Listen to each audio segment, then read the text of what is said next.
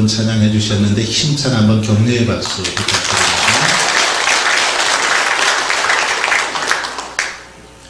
자기계발과 성공학의 대가로 잘 알려진 지그 지글러 박사의 책에 이런 이야기가 나옵니다. 어느 날 왕이 현인들을 불러서 그들에게 세상의 지혜를 한번 다 정리해 보아라, 이렇게 명령을 내립니다. 현인들은 세상의 지혜를 다 모아서 12권의 책을 만들어서 이제 왕에게 가져옵니다. 그런데 왕은 이 12권 분량이 너무 많으니까 다 읽을 수가 없어서 그러지 말고 이 12권의 분량을 한 권으로 한번 줄여봐라, 그렇게 명령을 합니다. 그래서 열심히 12권의 책의 분량을, 지식을 한 권으로, 단 한 권으로 정리해서 가져옵니다. 그러나 이 한 권도 너무 말이 많습니다. 분량이 많습니다. 그래서 그러지 말고 한 페이지로 한번 정리해서 가져와 보아라 라고 말합니다. 한 페이지로 정리를 해서 가져왔습니다. 그러나 이것도 너무 내용이 많았습니다. 그래서 왕은 다시 한번 명합니다. 이것을 단 한두 마디로 정리해 보아라. 그래서 이제 현인들이 그동안 모았던 모든 방대한 지식을 다 모으고 모아서 한마디로 정리했습니다. 그 한마디가 무엇일까요? 세상에 공짜는 없다, 이 말입니다. 공짜는 없다. 이게 세상의 지혜를 다 모아서 내린 결론입니다. 공짜는 없다라는 것입니다. 자, 그렇다면 성경을 모아서 이 성경 전체를 통틀어서 이것을 한마디로 요약한다면 어떤 단어로 요약해 볼 수 있을까요? 그것은 바로 은혜라는 단어로 요약해 볼 수 있습니다. 성경을 쥐어짜고 또 쥐어짜면 그 속에 피라는 단어가 나옵니다. 피. 우리들을 위해서 십자가에서 피 흘려 돌아가신 예수 그리스도의 보혈의 피가 나옵니다. 성경이 가르치는 이 복음은 가치없는 인생들에게 주어진 십자가의 피, 바로 하나님의 사랑 이야기가 성경의 말씀 내용입니다. 그런데 여러분, 십자가의 사랑은 아무에게나 누구에게나 공짜로 주어졌습니다. 아무리 생각해 보아도 받을 만한 자격이, 조건이 되지 않지만 우리 하나님께서는 조건 없이 공짜로 주셨다라는 것입니다. 여러분, 값없이 구원을 받다니 이게 무슨 말입니까? 세상은 분명하게 공짜는 없다라고 말했는데 성경은 공짜는 있다라고 말하고 있습니다. 세상은 공짜가 없다라고 그렇게 외치지만 성경은 공짜는 있다라고 말하더라는 것입니다. 이처럼 우리에게 제시하는 이 복음의 안경과 세상의 안경, 이것은 전혀 다르더라는 것입니다. 우리가 바라보는 복음의 안경과 세상의 안경, 이것은 전혀 다른 관점을 나타내더라는 겁니다. 그래서 세상의 안경으로 우리가 성경을 보고 성경을 해석하면 해석할 수가 없습니다. 깨달을 수 없는 일들이 너무 많죠. 성경은 복음의 안경으로만 보아야만 깨달을 수 있고 해석할 수 있는 것입니다. 어떤 부부가 차에 기름을 넣기 위해서 주유소에 들렸습니다. 주유소에서 기름을 넣는 동안 서비스로 이렇게 앞 유리를 닦아 주었습니다. 다 이렇게 유리를 닦고 나자 남편이 한마디 합니다. 아직 더러우니까 한 번만 좀 더 닦아 주십시오. 그렇게 말하는 겁니다. 그래서 그 주유소 직원은 다시 한번 깨끗하게, 어디 먼지가 묻었나, 뭐 벌레 같은 것들이 이렇게 죽었나 해서 깨끗하게 다시 한번 닦아 주었습니다. 자, 그런데 다 닦고 나자 남편은 화를 내는 겁니다. 아직도 더럽잖아요. 조금만 더 좀 더 세심하게 좀 깨끗하게 닦아주세요.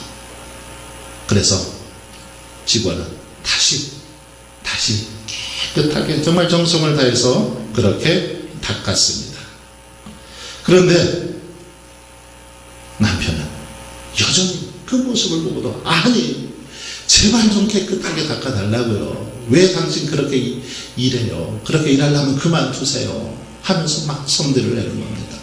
씩씩거리면서 차 밖으로 나가서 뭐 따지려고 하는데 옆에 있던 부인이 남편을 잡고는 안경을 벗겼습니다. 그리고 안경을 깨끗이 이렇게 닦아주었습니다. 그리고 다시 씌워주었습니다. 그랬더니 깨끗하게 보이는 것이었습니다. 너무너무 깨끗하게 잘 닦아 놓았던 거죠. 남편은 그제서야 무엇이 잘못됐는지 깨닫고 자신의 경솔함을 사과했다라는 그런 이야기가 있습니다. 여러분, 안경이 더러우면 그것을 끼고 있느냐, 그것을 쓰고 있는 한 모든 물건이 그렇게 보일 수밖에 없습니다. 더러운 안경을 끼고 있으면 더럽게 보입니다. 빨간색 안경을 끼고 있으면 빨간색으로 보일 수밖에 없더라는 것입니다. 이것은 우리의 신앙생활도 마찬가지입니다. 죄와 욕심, 교만이 가득한 모습으로 신앙생활을 하면 그것에 가리워져서 잘 보지를 못하더라는 것입니다. 아무리 오랫동안 신앙생활을 하고 열심히 봉사하고 헌신해도 잘못된 어떤 편견, 잘못된 신앙의 안경을 끼고 말씀을 바라보고 봉사를 하면 그렇게 보일 수밖에 없더라는 것입니다.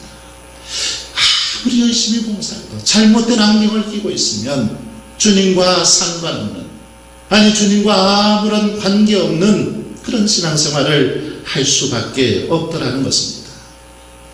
총신대 신국원 교수가 쓴 니고데모 안경이라는 그런 책이 있습니다. 이 책은 하나님의 창조, 타락, 구속의 역사를 아주 쉽게 그렇게 풀어 쓰고 있는 기독교 세계관에 대하여 쓴 책입니다. 우리는 어디서 왔고 누구이며 어디로 가고 있는가에 대해서 기독교 그 세계관의 관점으로 아주 쉽게 그렇게 명쾌하게 풀어 쓰고 있는 그런 책입니다.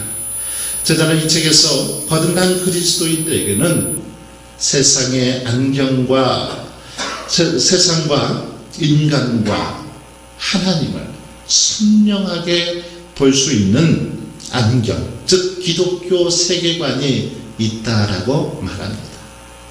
기독교 세계관, 그 세계관이 잘 갖춰져 있을 때 하나님을 바로 볼 수 있고 우리 인간을 바로 이해할 수 있다라는 것입니다. 그리고 기독교 세계관이라는 니고데모의 안경을 쓴 사람들만이 어지러운 세상을 바로 볼 수 있다라고 그렇게 말하고 있습니다. 그러면서 니고데모가 전심으로 하나님 나라를 보기 원했다라면 바로 이 안경을 써야 된다라고 말합니다. 이 세상을 하나님의 관점에서, 하나님의 시각, 구속사적인 관점으로 바라보기 위해서는 바로 니고데모의 안경을 써야 될 것을 말하고 있습니다. 니고데모가 이 안경을 쓰지 않은 채 예수님과 대화를 나눴기 때문에 그가 깨닫지 못했다는 것입니다. 이 안경이 니고데모에게 없었기 때문에 예수님과 자꾸 동문서답하는 식의 그런 대화만 오고 가게 되었다라는 것입니다. 오늘 본문에 보면 예수님이 6월절에 예루살렘에 계시는 동안 유대인의 지도자라고 하는 바리새인인 바로 니고데모가 예수님을 찾아왔습니다. 유대인의 지도자라고 언급한 것을 볼 때 이 니고데모는 제사장과 서기관 및 장로들로 구성된 유대인의 최고 권력기관이라고 할 수 있는 사내들인 공회의 의원이었을 것으로 추정합니다. 니고데모는 당시 사회에서 화이트 칼라, 즉 상류 계급에 속하는 그런 사람이었습니다. 영향력을 행사하는 위치에 있었고 많은 돈을 가진, 경제력을 가진 그런 부자였습니다. 또한 니고데모는 바리새인으로서 율법에 정통한 그런 사람이었을 것으로 추정됩니다. 예수님께서 바리새인들에 대해 말씀하실 때 그들을 향해서 모세의 자리에 앉았다라고 그렇게 말을 합니다. 이렇게 말씀하신 것은 그들이 율법을 잘 알고 있었음을 암시해 주는 그런 말이기도 합니다. 그들은 율법에 대해서 잘 알았다라는 것입니다. 바리새인들은 어릴 때부터 엄한 율법 교육을 받았습니다. 그래서 누구보다도 율법, 하나님의 말씀, 모세 오경 이 율법에 대해서 잘 알고 있었습니다. 글자 하나, 토시 하나 틀리지 않을 정도로 다 암송하기도 하고 그렇게 잘 알고 있었던 자들이 바로 바리새인들이었습니다.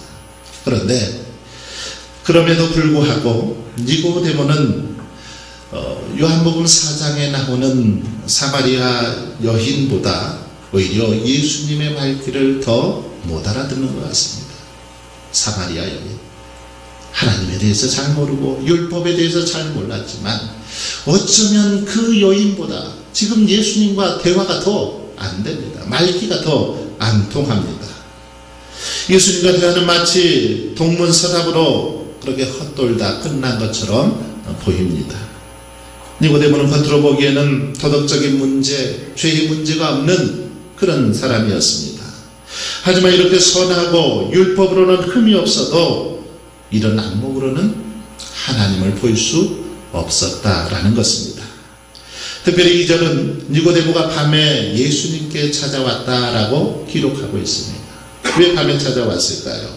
이것에 대해서 자세히 언급하고 있지는 않지만 아마도 니고데모가 이렇게 밤중에 몰래 예수님을 찾아온 것은 유대인의 관원이었던 그가 만약에 예수님을 만난 사실이 다른 사람들에게 알려지면 혹시라도 창피함을 당하고 혹시라도 어떤 자신의 지위나 자신이 가지고 있었던 명예가 실추될까봐 이렇게 밤에 몰래 찾아왔던 것입니다. 자, 그렇다면 그런 위험이 있는데도 불구하고 왜 니고데모는 예수님을 이렇게 찾아왔을까요? 무엇 때문에 찾아왔습니까? 그 이유는 바로 구원의 이유에 대해서 묻고자 함이었습니다. 구원의 길에 대해서 알고 싶어서 이렇게 밤에 예수님께 찾아왔다라는 것입니다. 유대교를 통해서 참된 구원의 길을 찾지 못했기 때문에 그동안 율법을 열심히 읽었지만 그 속에서 구원의 길을 발견하지 못했기 때문에 예수님께 찾아와서 지금 구원의 길에 대해서 묻고 있다라는 것입니다. 니고데모는 예수님께 랍비여, 우리가 당신은 하나님께로부터 온 선생인 줄 아나이다 이렇게 말하면서 이제 예수님에게 접근합니다. 니고데모가 예수님을 랍비, 이렇게 선생이라고 부른 것은 그가 예수님을 올바로 알지 못했다라는 사실을 증명해 줍니다. 예수님에 대해서 듣기는 들었지만 바로 알지 못했다라는 거죠. 이 절을 보면 니고데모는 예수님이 하나님께로부터 오신 것을 알았다라고 그렇게 표현합니다. 그래서 하나님이 함께 하시지 아니하시면 예수님이 행하시는 표적 아무도 할 수 없습니다. 그렇게 말하기도 합니다. 니고데모는 예수님에 대해서 이런 걸 보면 나름대로 알고는 있었습니다. 자기 나름대로 알고 있었지만 건성으로 알고 있었다라는 것입니다. 좀 더 정확하게 알았어야 되는데 정확히 알지 못했다라는 겁니다. 단지 선생으로 선지자 중에 한 사람 정도로만 알았지 예수님을 참 메시아로 구원자로 알지 못했다라는 사실입니다. 그래서 주님은 니고데모를 향해서 진실로 진실로 내게 이르노니 사람이 거듭나지 아니하면 하나님의 나라를 볼 수 없느니라 그렇게 말씀하십니다. 여러분 무슨 말씀입니까? 왜 주님께서 이렇게 말씀하십니까? 이것은 우리가 얼마나 선하든 간에 하나님의 나라를 보려면 거듭나야 된다라고 말씀하고 있는 것입니다. 그렇다면 거듭남이 무엇입니까? 거듭남. 우리가 거듭남에 대해서 너무 많이 듣고 있는데 이 거듭남이라는 원어의 의미를 보면 위로부터라는 의미가 있습니다. 그리고 다시라는 의미가 있습니다. 즉 거듭남이라는 것은 위로부터 태어나는 것, 다시 태어나는 것, 이것이 바로 거듭남이라는 것입니다. 이와 같이 거듭남은 하나님의 나라를 볼 수 있는 유일한 조건이 바로 거듭남입니다. 그러나 니고데모는 예수님의 이 말씀의 뜻을 전혀 알지 못했습니다. 예수님의 말씀을 문자적인 의미로 받아들이고 니고데모는 그렇게 또 질문합니다. 사람이 늙으면 어떻게 날 수 있사옵나이까? 두 번째 모태에 들어갔다 날 수 있사옵나이까? 이렇게 반문을 하고 있습니다. 좀 너무 어리석은 질문입니다. 니고데모는 유대인의 지도자요, 학식이 풍부한 그런 사람이었습니다. 하지만 예수님의 말씀의 의미를 전혀 이해하지 못했다라는 겁니다. 이런 니고데모를 보면서 우리는 세상적인 지식의 한계를 깨닫게 됩니다. 세상에 아무리 많은 지식이 있어도 그 지식으로 결코 하나님의 지혜, 하나님의 진리를 깨달을 수 없다라는 것입니다. 아무리 세상적인 지식, 세상적으로 좋은 안경을 쓰고 있어도 그것은 결코 거듭남을 이해할 수 없다라는 것이죠. 여러분, 그렇습니다. 복음의 안경이 필요한 이유가 여기 있습니다. 우리가 아무리 신앙생활을 오래 하고 열심히 봉사하고 헌신해도 복음의 안경을 끼고 있지 않으면 이 거듭남의 비밀을 알지 못하더라는 것입니다. 그러므로 저와 여러분은 복음의 안경을 써야 합니다. 복음의 안경을 써야 거듭남과 구원의 은혜를 알고 감사하며 감격하며 하나님의 자녀답게 이 땅에서 살아갈 수 있기 때문입니다. 이제 예수님은 니고데모에게 이렇게 말씀하십니다. 5절입니다. 진실로 진실로 내게 이르노니 사람이 물과 성령으로 나지 아니하면 하나님의 나라에 들어갈 수 없느니라. 니고데모는 물과 성령으로 나지 아니하면 하나님의 나라에 들어갈 수 없다라고 예수님께서 니고데모에게 그렇게 말씀해 주십니다. 여기서 물, 어떤 의미입니까? 물은 곧 세례를 의미합니다. 베드로전서 3장 21절에 보면 물은 예수 그리스도의 부활하심으로 말미암아 이제 너희를 구원하는 표니 곧 세례다. 이 물을 예수님을 구주로 고백하는 바로 세례다라고 분명하게 말씀하고 있습니다. 그렇습니다. 세례를 받으면서 죄를 고백하고 예수를 나의 구주로 영접할 때 바로 성령이 임하고 거듭나게 되더라는 것입니다. 사람이 거듭나기 위해서는 반드시 이런 과정이 있어야 한다는 것입니다. 그러나 니고데모는 여전히 이 말씀을 듣고도 깨닫지 못했습니다. 이해하지 못했습니다. 그래서 본문을 보면 니고데모는 물과 성령으로 나는 것에 대해서 잘 몰라서 다시 예수님께 묻습니다. 9절에 보면 니고데모가 대답하여 이르되 어찌 그러한 일이 있나이까? 그러자 주님께서 10절에서 그렇게 말씀하십니다.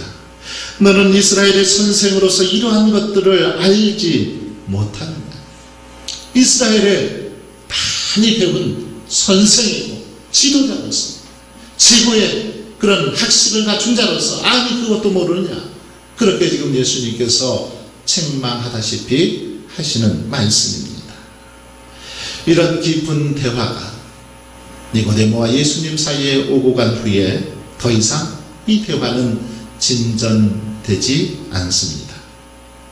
자, 여러분, 그러나 니고데모는 이런 대화 후에 예수님을 온전히 만났습니다. 오늘 본문에는 그것에 대해서 정확하게 묘사되어 있지 않지만 이렇게 깊은 대화를 통해서 예수님을 온전하게 만났다라는 것입니다. 그는 예수님을 떠나지 않았습니다. 그리고 이들은 예수님의 자녀답게 제자답게 살았음을 볼 수 있습니다. 그의 변화된 삶을 성경을 통해서 알 수 있는데, 요한복음 7장 50절에 보시면 니고데모는 당시 권력자들 앞에서 소극적으로나마 예수님에 대해서 변론을 해주고 있습니다. 뭐라고 변론합니까? 당시 권력자들이 예수님을 잡으려고 하자 자기들의 율법은 사람의 말만 듣고 그 행한 것을 알기 전에 심판하느냐, 아직 그 행위도 보지 않고 먼저 심판하면 되겠느냐, 그러면서 예수님을 잡는 것을 그렇게 만류하고 있는 모습을 볼 수 있습니다.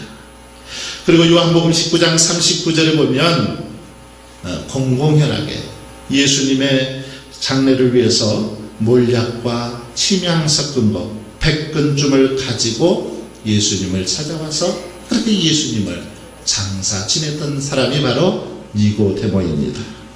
이런 기록으로 봐서 니고데모는 예수님의 참 제자가 되고 온전하게 거듭났음을 알 수 있습니다. 사랑하는 성도 여러분, 그렇습니다. 누구든지 예수님께 나가와서 예수님과의 깊은 대화를 하면 그 속에서 깨닫게 되고 거듭나게 되더라는 것입니다. 니고데모가 체면을 무릅쓰고 주님께 나와서 깊은 대화를 나누었을 때 당장은 깨닫지 못했어도 나중에 그가 깨닫게 되었다라는 것입니다. 그리고 거듭남의 은혜를 체험하게 되었다라는 것입니다. 이처럼 누구든지 주님과의 깊은 대화, 즉 끊이지 않는 기도의 삶을 살아가는 사람들, 그들에게는 주님을 만나고 체험할 수 있는 길이 열리더라는 것입니다. 주님과의 깊은 대화가 그의 삶 속에 멈추지 않는 이상 주님을 만나게 되고 거듭남을 체험하게 되더라는 것입니다. 그러므로 저와 여러분도 이런 은혜를 체험하기 위해서는 니고데모처럼 이런저런 체면 다짐을 주님께 온전히 나아갈 수 있기를 바랍니다. 니고데모처럼 더욱 겸손한 모습으로 사모하는 마음으로 그렇게 주님께 나아갈 수 있길 바랍니다. 여러분, 어느 누구도 주님께 나오지 않고서는 결단코 하나님의 나라에 들어갈 수 없습니다. 거듭남은 돈이나 명예나 권력 그 어떤 것으로 받을 수 없기 때문입니다. 거듭남은 교육이나 훈련으로 되어지는 것도 아닙니다. 오직 주님께 담대히 나아갈 때, 그 속에서 주님을 만나고 체험할 때 거듭나게 되더라는 것입니다. 사랑하는 성도 여러분, 니고데모는 세상적으로 성공한 사람이었지만 영생에 대해서는 목마름을 해결할 수 없어서 안타까움이 가득한 사람이 바로 니고데모였습니다. 그러나 그가 예수님을 만남으로 영생을 소유하게 되었고 이전과는 전혀 다른 삶을 살게 되었음을 볼 수 있습니다. 여러분, 볼 수 있는 눈과 들을 수 있는 귀가 있는 사람들, 참으로 복 있는 사람입니다. 선지자 이사야가 예언했듯이 눈이 있어도 보지 못하고 귀가 있어도 듣지 못하는 사람들이 많기 때문에 이렇게 들을 수 있고 볼 수 있다는 것, 참으로 은혜요 복이라는 것입니다. 사실 우리가 표적을 본다고 모두가 믿음을 가지게 되는 것은 아닙니다. 예수님의 기적을 본다고 해서, 예수님의 능력을 보았다고 해서 모두가 다 예수님을 믿는 건 아니더라는 겁니다. 유대인 중에 상당수가 예수님께서 행하시는 놀라운 일들을 친히 목도했습니다. 예수님께서 하시는 일들을 가까이서 현장에서 그렇게 목격했습니다. 하지만 그들은 믿음을 가지는 데는 실패했습니다. 그들의 마음과 정신, 사상을 지배하고 있는 그릇된 편견과 그들의 마음의 눈이 어두웠기 때문입니다. 잘못된 사상을 가지고 잘못된 편견을 가지고 파악하기 때문에 주님을 만나는 데는 실패했다라는 겁니다. 세상의 안목으로 잘못된 편견으로 우리가 성경을 보고 하나님의 일을 하고 하나님의 역사를 감당하라면 여러분, 결코 그것으로 감당할 수 없다라는 것입니다. 세상의 안목으로 보아서는 결코 하나님의 뜻을 이루어드릴 수 없다라는 것입니다. 지금 이 순간에도 수많은 사람들이 복음의 능력을 친히 목도하고 있습니다. 다른 이들을 통해 듣기도 하고 있습니다. 보기도 하고 있습니다. 하지만 그들이 온전한 믿음을 가지지는 못합니다. 왜 그렇습니까? 왜 그렇습니까? 니고데모의 안경을 쓰지 못했기 때문이라는 겁니다. 많은 것들을 보고 듣지만 복음을 바로 이해하는 그 안목, 그 안경이 없기 때문에 이해하지 못하더라는 것입니다. 여전히 부정적이고 잘못된 시각과 편견에 사로잡혀서 세상의 안경으로 바라보기 때문에 주님을 만나지 못하고 그렇게 살아가더라는 겁니다. 그러니 때가 가득 찌든 안경 너머로 세상을 바라보는 것처럼 그렇게 여전히 먼지가 수북이 쌓여있는 그런 모습으로 더러운 것들만을 바라보며 살더라는 것입니다. 사랑하는 성도 여러분, 그러므로 저와 여러분은 이제 세상의 안경을 벗어버릴 수 있기를 바랍니다. 세상에 먼지때가 가득히 쌓인 그 안경을 벗어 던져버리길 바랍니다. 그리고 이제는 복음의 안경을 쓸 수 있길 바랍니다. 그래서 니고데모처럼 거듭남의 은혜를 체험하고 참 제자의 삶을 살아갈 수 있기를 바랍니다. 저와 여러분이 그래서 날마다 이런 믿음의 삶을 통해서 하나님의 은혜, 거듭남의 축복을 늘 삶 속에서 누리며 맛보며 살아갈 수 있기를 주님의 이름으로 축원합니다. 아버지 하나님,